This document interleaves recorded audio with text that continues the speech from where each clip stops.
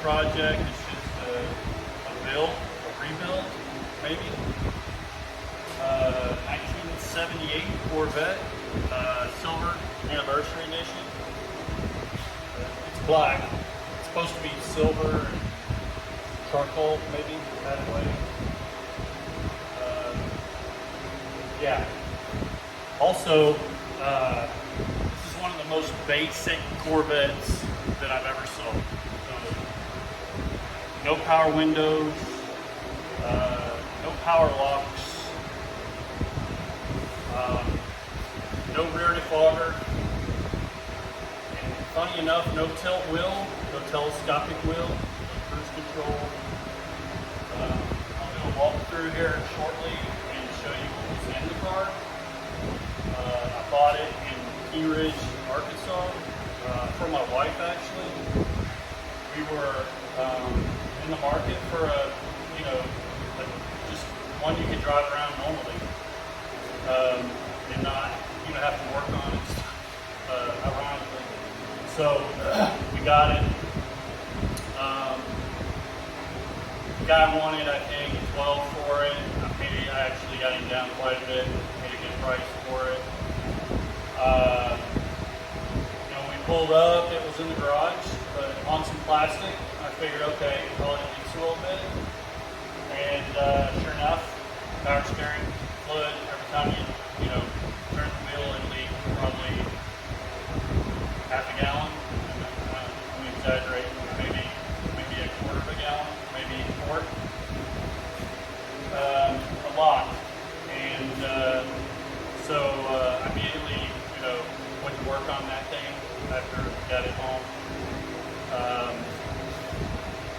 Bought new steering components for it and installed it, and then realized that I had a very bad transmission fan leak.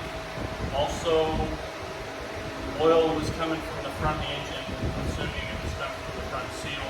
But I worked down all the oil pan bolts, all the transmission fan bolts, couldn't stop the leaks. And so I finally got frustrated and just decided to pull the engine and fix the front seal. And then once I got it out, I realized, and to give you a little background on this engine, when we bought the motor, or bought the Corvette, it came with like a 7-year, 70,000 mile warranty on the engine. It was a 383 stroker built by, I'm not going to say who it was from, but he listed all these components, roller rockers, pretty stout 450 horse 383 stroker motor. They had gear drive. Obviously it didn't. It's crazy. So all these things he said he had done in the engine. When I I took the valve covers off, it was just a stock rocker arms, stock valve, valve train. I'm thinking, okay, maybe something's different. I don't know, that maybe it's something I missed. Pulled the timing cover off, regular double roller timing chain, which isn't a bad deal. I'd rather have that than the roller, but it's looking like there's a lot of things that were said that was done in this car that is not coming through. So at that point I decided, okay, I'm just going to take the heads off, to do a visual inspection, top of the pistons, and just do some thorough going through this engine, and come to find out that there was actually coolant that was being transferred from cylinder to cylinder through, I guess, not really a blown head gasket, maybe a saturated head gasket, something that's causing the fluid. So cylinder 1 had coolant, but there was other cylinders that like visible evidence that there was coolant in those cylinders at one time. The cylinder walls weren't scored. You could actually still see where they had honed, know, you can see the crosshatch, the home marks. All the valves look good on the heads. They're aluminum heads. They're the Procom, really popular head.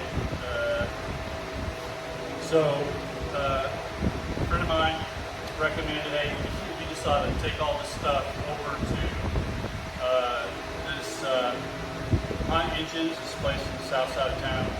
The guy does a lot of good work. We've known him for like 40 years. His son now is doing the work, so we're just going to go over there and have him go through it and check it out.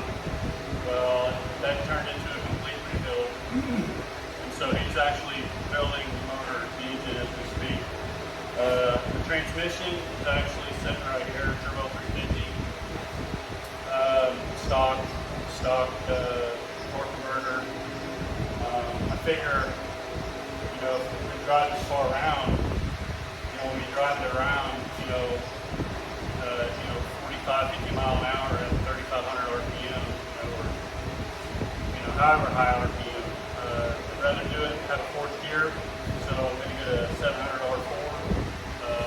I already have it picked out ready to order. I'm just waiting on the engine build, so once we figure out what torque converter I get, so whenever I buy this transmission, I get the torque converter for free, actually. So I just tell them which one I want.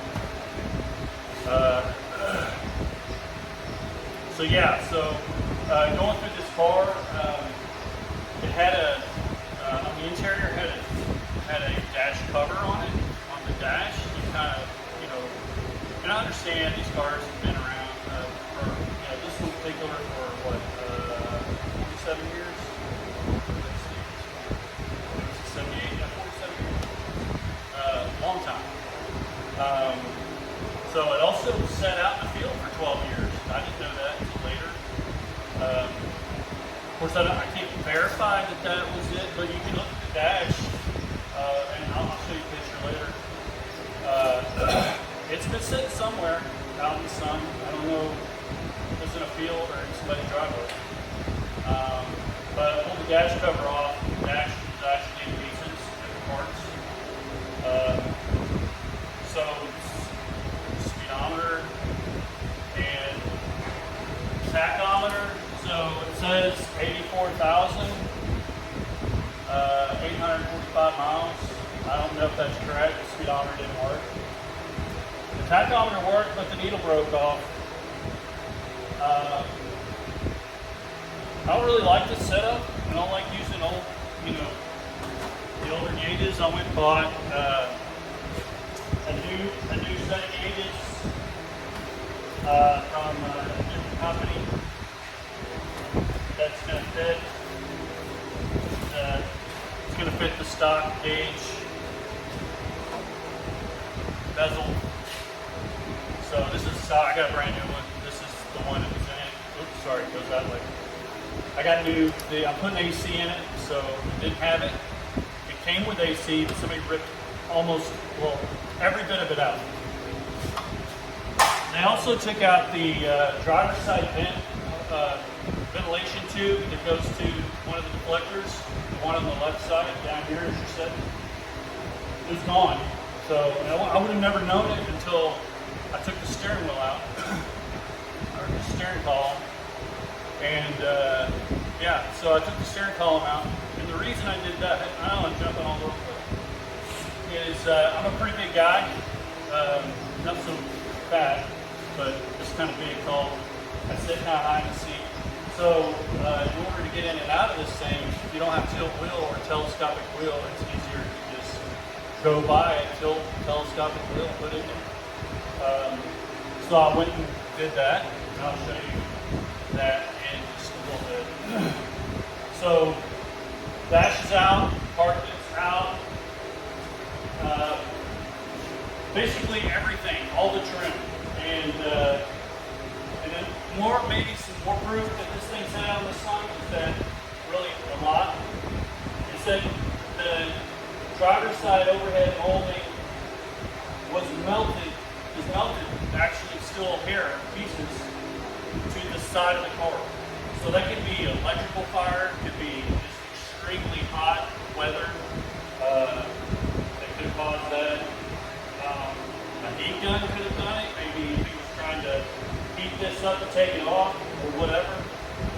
It's pop riveted on, but it, you know, somebody could have glued it too. People do weird things. So yeah, that's kind of this car in a nutshell. Got the whole suspension taken out from under it. Got new control arms. Basically do everything. But this is some of the ventilation stuff that I took out. See this? This is actually goes to the middle deflectors right above the gauge bezel. Those two there you roll.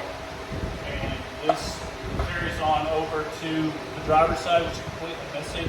And I already got a new one from, not a new one, but a used one on eBay. This piece goes to the deflector. And this one that goes to the passenger side deflector. I have all of the new seals that go with this.